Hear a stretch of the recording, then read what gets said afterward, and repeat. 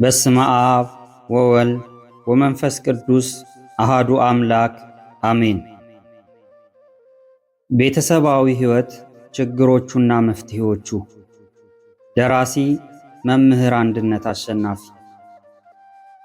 ሰላም ውድ የአሌክስ ቲዩብ ተከታታዮች፣ ከባለፈው ክፍል 1ን ይዤላችሁ ቀርቤ ነበር። ለዛሬ ደግሞ ክፍል 2ን ይዤላችሁ ቀርቤ ያለው።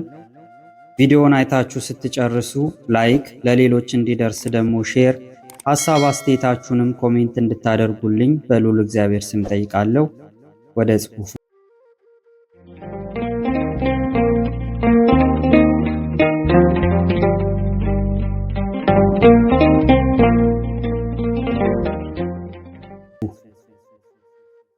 የውሎ ግልጽነት። የምንውልበት ቦታ ለማንነታችን አስተዋጽኦ አለው።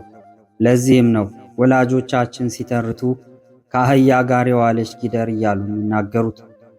ፈረንጆቹም ጓደኛህ ማን እንደሆነ ንገረኝና ማንነትህን እነግራለሁ የሚሉት በቤተሰባዊ ሕይወት ውስጥ የውሎ ግልጽነት አለመኖሩ በወላጆችና ልጆች፣ በባልና ሚስት፣ በወንድምና እህት መካከል ሰፊ ክፍተት ፈጥሯል። ይህን መጽሐፍ አሁን የሚሰሙት እርሶ ትናንት የት እንደዋሉ፣ ምናልባት የት እንዳደሩ ከቤተሰቦ የሚያውቅ ሰው ይኖር ይሆን? ከሌለ ለምን? ምናልባት ያለ ወላጅ አድገው ይሆናል። ካልሆነም በወላጆችም ይህንን ግልጽነት አልተማሩ ይሆናል። አልበርት አንስታይን ከሁለተኛ ደረጃ ማጠቃለያ ፈተና ጋር እኩል ሊሆን በሚችል የሂሳብ ፈተናና በማትሪክ ፈተና 2 ጊዜ ወደቀ። ከዚያም አባቱ ስለሞተበት በእናቱ እርዳታ ብቻ ሲኖር እናቱ ለትራንስፖርትና ለትምህርት ክፍያ ሰጠችው። አንድ ቀን ግን የእናቱ ገንዘብ የማግኘቷ ምስጢር ምን እንደሆነ ሲጠይቅ ወርቄን ሽጬ ነው ብላ በግልጽ ነገረችው። እርሱ ያስብ የነበረው ግን እናቱ ለእርሱ መጥፎ እንደሆነች ነበር። ከዚያም በኋላ ነው ለመጀመሪያ ጊዜ እናቱ እንደምትወደው ያሰበው። ከዚህም በመነሳት እናቱን ለማስደሰት ሲል ብቻ በከፍተኛ መነሳሳት ፈተናውን በሕክምና ትምህርት አለፈ። ልብ በሉ፣ ስንት እናቶች እንሆን ልጆቻችንን የምናሳድግበትን ገንዘብ ከየት እንዳገኘን በግልጽ ባለመናገር ለኑሯቸው ውሳኔ ማበረታቻ መሆን ያቃተን? ስንት ልጆች ስንሆን ወላጆቻችን ያበሉን ተርበው፣ ያለበሱን የተቀደደ ለብሰው፣ ያሳደጉን ሰው ቤት ተተፍቶባቸውና ተገፍተው መሆኑ የተነገረን? ስንት ሰዎች ሲሆኑ ዘርፈው፣ አጭበርብረው፣ ነፍስ አጥፍተው፣ ቤት አቃጥለው ባመጡት ንብረት ልጆቻቸውን ሲያንደላቅቁ የተጭበረበሩት፣ ዘመድ ወገን ቤተሰብ የተገደለባቸው፣ ግፍ የተፈጸመባቸው፣ ጊዜና ወቅት ጠብቀው የሚበቀልላቸው ሰው ልከው ካልሆነም የተገፉና የተበደሉ ራሳቸው መጥተው ስለ ሁኔታው የማያውቁትን ባል ወይም ሚስት ካልሆነም ልጆችም ሌላም በቤት ውስጥ ያሉትን ሰዎች ተበቅለው የሄዱት። በዚህ ሰዓትስ ልጆች ሰርተው ባመጡት ወንጀል ስንት ቤተሰብ ነው እየተፈለገ ያለው? አንዳንድ ወላጅ ልጁን ይጠራና በቁጣ ዛሬ የት እንደዋልክ ተናገር ይለዋል። እስኪ ፍረዱ። ልጁ የሚናገር ይመስላችኋል? አይናገርም። ቢናገርም እንኳን ግማሹ ውሸት ነው የሚሆነው። ከዚህ ይልቅ ጥሩ መፍትሄ እንዲህ ነው።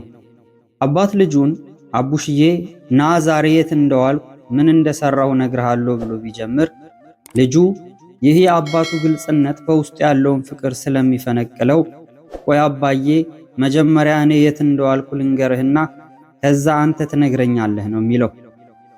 ታዋቂው አይዛክ ኒውተን ወላጆቹ ስላገለሉት ከወላጆቹ ጋር በግልጽነት መነጋገርና መወያየት አልቻለም ነበር። በዚህ ምክንያት ለወላጆቹ ጥሩ አመለካከት አልነበረውም። ስለዚህ ጥልቅ የሆነ የብቃት ማነስ ስሜት ይሰማው ነበር። ለጓደኞቹም አስቸጋሪ ልጅ ነበር። በዚህ ምክንያት የትምህርት ቤት ጓደኞቹ ሞገደኛ የሚል ቅጽል ስም ሰጥተውታል። በትምህርት ቤት ሐሳቡን የማይገልጽና ዝምተኛ ነበር። ከተማሪዎች ጋርም የነበረው ተሳትፎ አነስተኛ፣ የፈተና ውጤቱም ዝቅተኛ ነበር። መጨረሻ ላይ ባደረገው ትግል ግን ተሳክቶለታል። እንዲሁም ሁሉ በየትምህርት ቤቱ ዝምተኞች፣ እንደ ሕፃን የማይጫወቱ፣ ሐሳባቸውን የማይገልጹና ውጤታቸው ዝቅተኛ የሆኑ ሕፃናት ይገኛሉ። ይህ ብቻ ሳይሆን ዛሬም አድገን በሰው መካከል ሆነን ብቸኝነት የሚሰማን፣ ሐሳባችንን መግለጽ ያለመቻላችን ችግር ከወላጆቻችን ጋር በነበረን የግልጽነት አለመኖር የሆነብን ሰዎች አለን። እኛን የሚያሳስቡን ነገሮች እንዳሉ ሁሉ ሕፃናትን ወይም ልጆችን የሚያሳስቡ ነገሮች አሉ። አንዳንድ ወላጆች ልጆችን የሚያሳስብ ነገር ያለ አይመስላቸውም። በዚህ ቤተሰባዊ ሕይወት ውስጥ የውሎ ግልጽነት ከሌለ ታዲያ የዛሬ ልጆች የነገ ጥሩ ቤተሰብ መሆን ይከብዳቸዋል። አንዳንድ ወላጆች በአካባቢያቸው የልጆቻቸው ጨዋነት እንዲወራ ይፈልጋሉ። ይህ ጨዋነት እንዲገለጽበት የሚፈልጉት መንገድ ግን የተሳሳተ ነው። ይኸውም እንግዳ ቤት ሲመጣ ሰላምታ ከሰጡ በኋላ ወደ ጓዳ መግባት አለባቸው። የቤተ ዘመድ ወይም ልዩ ስብሰባ ካለ ሳይበሉ ሳይጠጡ ሳይጫወቱ መመለስ አለባቸው። በቤት ውስጥም ካልተፈቀደላቸው በስተቀር ማውራት አይችሉም። ጥያቄ መጠየቅም ሆነ ጮክ ብሎ መናገር አይፈቀድም። ጥያቄ አንስቶ ቤተሰቦቹን የሚጠይቅ ይህ መሆን አለበት ብሎ የሚከራከር ልጅ ስነ ስርዓት እንደሌለውና ባለጌ እንደሆነ ይቆጠራል። በእንዲህ ሁኔታ ያደጉ ልጆች በትምህርት ቤት አይናፋር፣ የማይጠይቁ፣ ሲጠየቁም መመለስ የሚፈሩ የመሆን ዕድላቸው የሰፋ ነው። የሚማሩት ትምህርት ባይገባቸውም ከፍርሃት የተነሳ እንደገባቸው ሆነ ያልፋሉ። በቀላሉ ለጥቃት የሚጋለጡ፣ በራሳቸው መተማመን የሌላቸው፣ ቢሰሩም የሰሩትን በግልጽ ማስረዳት የማይችሉ ይሆናሉ። ከዚህም የተነሳ ለጭንቀት፣ ለድብርትና ለአእምሮ ህመም የተጋለጡ ይሆናሉ።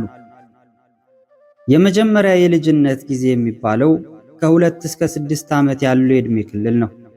በዚህ ዕድሜ ልጆች አካባቢያቸውን የሚያጠኑበት፣ የግል ፍላጎትን የሚያንጸባርቁበትና የጾታ ልዩነት ሳያደርጉ የሚጫወቱበት ጊዜ ነው። የልጆቹ 85% ጠባይ የሚቀረጽበት በዚህ ዕድሜ ከመሆኑም በላይ ሌላው ሰው ሁሉንም ነገር የሚያውቅ ስለሚመስላቸው በጥያቄ ሰውን የሚያደክሙበት ጊዜ ነው። ሰው የነገራቸውን ሁሉ ያለመጠራጠር ያምናሉ። ንቁዎች ናቸው። ቢንተባተቡም እንኳን ያወራሉ። ሰውም ከ5 ደቂቃ በላይ አያዳምጡም። ስለ ራሳቸው መልካም አመለካከት የሚያዳብሩበት ዕድሜ ነው። በጣም ያዝናሉ፣ ሲደሰቱም እንደዚያው ነው። ስለዚህ ጥሩ ቤተሰብ እነዚህን ልጆች ማድመጥ አለበት። መደመጥን ይፈልጋሉና ልጆቻችሁን በስማቸው ጠርታችሁ ከቤታቸው የሚመጣ እንግዳ ጋር አስተዋውቋቸው። ስለሚያሳስባቸው ነገሮች አወያዩአቸው። ቤታችሁ ውስጥ ያለውን ችግር በግልጽነት ንገሯቸው። ለጥያቄያቸው ተገቢውን ምላሽ ስጧቸው። አንዳንድ ጊዜም አስደንጋጭ ጥያቄዎችን ሊጠይቁ ይችላሉ። በዚህም ጊዜ ሳንደናገጥ ለዕድሜያቸው የሚመጥን መልስ መስጠት እንጂ ይህ አይጠየቅም፣ ዝም በል፣ ባለጌ ማለት አይገባም። እንዲህ ሆነው ካደጉ ሐሳባቸውን በትክክል ማስረዳት፣ መቼና ምን ማድረግ እንዳለባቸው ያውቃሉ። ከሰዎች ጋር በቀላሉ መግባባት ይችላሉ። ቢሳሳቱ እንኳን መሳሳታቸው ይገባቸውና ከስህተታቸው ይታረማሉ። ጥፋት ቢያጠፉም ይናገራሉ እንጂ አይደብቁም። የሚፈልጉትና የማይፈልጉትን በግልጽ ይናገራሉ። ሁሉን ነገር በግልጽ በሚነጋገርና በጣም በሚቀራረብ ቤተሰብ ውስጥ ያደጉ ልጆች አብዛኛውን ነገር ለወላጆቻቸው የሚያወያዩ ሲሆን፣ ወላጅ ሲሆኑ ደግሞ ሁሉን ነገር ከቤተሰባቸው ጋር ይወያያሉ። ይህ አይነት የሚታይባቸው ባለትዳሮችም አሉ። ከተጋቡ በኋላ ከትዳር አጋሮቻቸው ጋር ከመነጋገር በፊት ወደ ቤተሰባቸው ሄደው ወላጆቻቸውን በግልጽም ያነጋግሯሉ። በዚህ ምክንያት አብረዋቸው ያሉት የትዳር አጋሮቻቸው ሊበሳጩባቸው ይችላሉ። ከመበሳጨትም በፊት ግን ነገሩን ማመዛዘን የተሻለ ነው። እኛ ግልጽነት ስለሌለን ነው ወይስ እነርሱ ግልጽነት ስላላቸው ብለን መጠየቅ፣ ግልጽነቱን ወደ ትዳር ማምጣት ግድ ሊሆን ይገባዋል።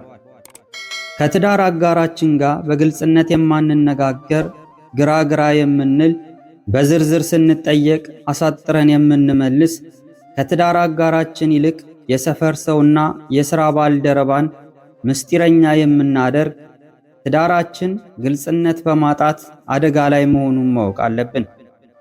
አንዳንድ ግልጽነት ያላቸው ቤተሰቦች ወይም ማማቾች በትዳር ጉዳይ ባለትዳሮቹ ቤት መጥተው ጣልቃ በመግባት ይህንን እንዲህ ያንን እንዲያድርጉ በማለት ሊናገሩ ይችላሉ።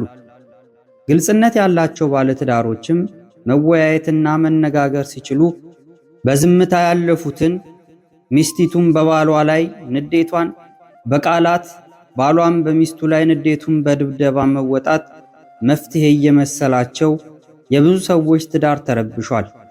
ስለዚህ ባለትዳሮች በትዳር ውስጥ ላያግባቡን የሚችሉ ነገሮችን በሙሉ ምንም ሳናስቀር በግልጽነት መወያየት ጊዜ የማይሰጠው መፍትሄ ነው። ባልና ሚስት መሄድ የሚፈልጓቸውን ቦታዎች በግልጽ ካለመነጋገር የተነሳ አሁን በሞባይል የሚነገሩ ውሸቶች የብዙ ባለትዳሮችን መተማመን እየተፈታተነው ይገኛል። ከአብሮ አደግ ጓደኞቻችሁ ጋር ማምሸት ብትፈልጉ ለትዳር አጋሮቻችሁ በግልጽ ተናገሩ እንጂ በሥራና በታክሲ ጦታ አማካኝታችሁ የህሊና ህመም አትግዙ።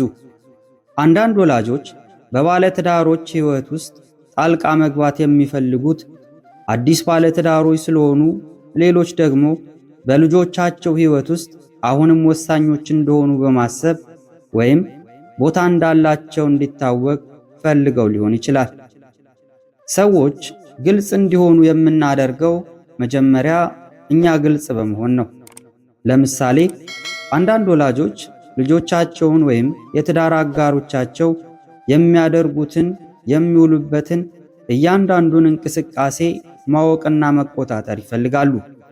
በዚህም ምክንያት በስልክ ሲነጋገሩ ተደብቀው ንግግራቸውን ያዳምጣሉ። መዋል ያለባቸው ከነማን ጋር እንደሆነ ይወስናሉ። ጓደኞች ይመርጡላቸዋል። መጥፎ የሚሏቸውን ጓደኞቻቸውን በመተቸት እንዲርቋቸው ያመላክቷቸዋል። እነዚህ ሁሉ ነገሮች ግን ግልጽነትን ካለማምጣታቸውም በላይ ይበልጥ ድብቅ እንዲሆኑ ያደርጋል። ስለዚህ ለግልጽነት መሰረቱ በግልጽ መነጋገር ነው።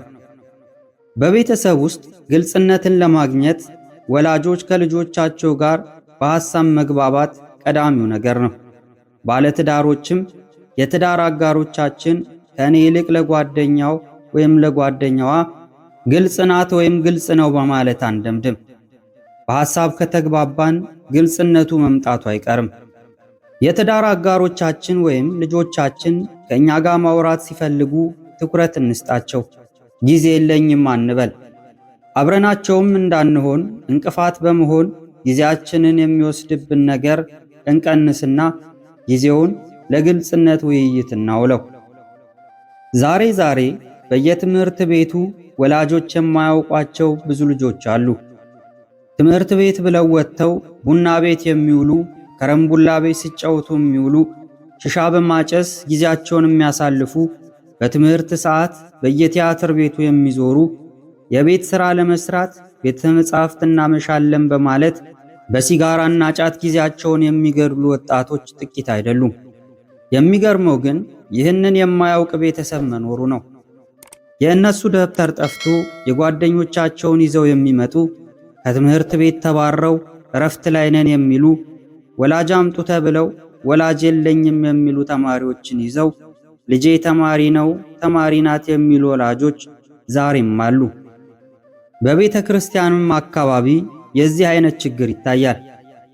ጉባኤ እንማራለን፣ የእግዚአብሔርን ቃል እንሰማለን ብለው ነጠላ ይዘው ደብተር አዘጋጅተው የሚወጡ፣ ነገር ግን ነጠላቸውን ጎረቤት አስቀምጠው ወይም ለጓደኞቻቸው ሰጥተው፣ አንዳንዶችም በየሰቁና በየካፍቴሪያው አስቀምጠው ሲዞሩና ያሻቸውን ሲያደርጉ አምሽተው ይመጣሉ። ምን ነው ሲባሉ ሰባኪው አስመሽቶን፣ አባገሌ አስቆይተውን፣ ዲያቆን እንትና እዚህ ቦታ ልኮኝ የዚህ ኮሚቴ ስብሰባ ላይ ሆኜ በማለት ሳይሆኑ እንደሆኑ ሳይመለከታቸው እንደሚመለከታቸው አድርገው የሚዋሹ አሉ። በኋላም ለሚፈጠረው ችግር ወላጅና ሌላውን ሰው ቤተ ክርስቲያን መሄድ ውጤቱ ይሄ ነው፣ ቄሶቹ አይቆጣጠሩም በማለት ትችቱ ቤተ ክርስቲያን ላይ ይመጣል። ልጆቹም ውጤታቸው ሲበላሽ፣ ሃይማኖታቸው ቢቀየር፣ በስርቆት፣ በዝሙት፣ በሌላም ኃጢአት ቢገኙ የሚመጣው ችግር ከባድ ነው። ስለዚህ በጊዜ ውሎን ማወቅ አማራጭ የማይቀርብለት መፍትሄ ነውና እንደ አሰሪና ሰራተኛ እንደ ጌታና ሎሌ ሳይሆን እንደ ወላጅና ልጅ ውሏቸውን እንወቅ። ወስብሐት ለእግዚአብሔር ወለወላዲቱ ድንግል ወለመስቀሉ ክቡር አሜን። ቀጣዩን በቀጣይ ክፍል ይዤላችሁ የምቀርብ ይሆናል። ይቆየን።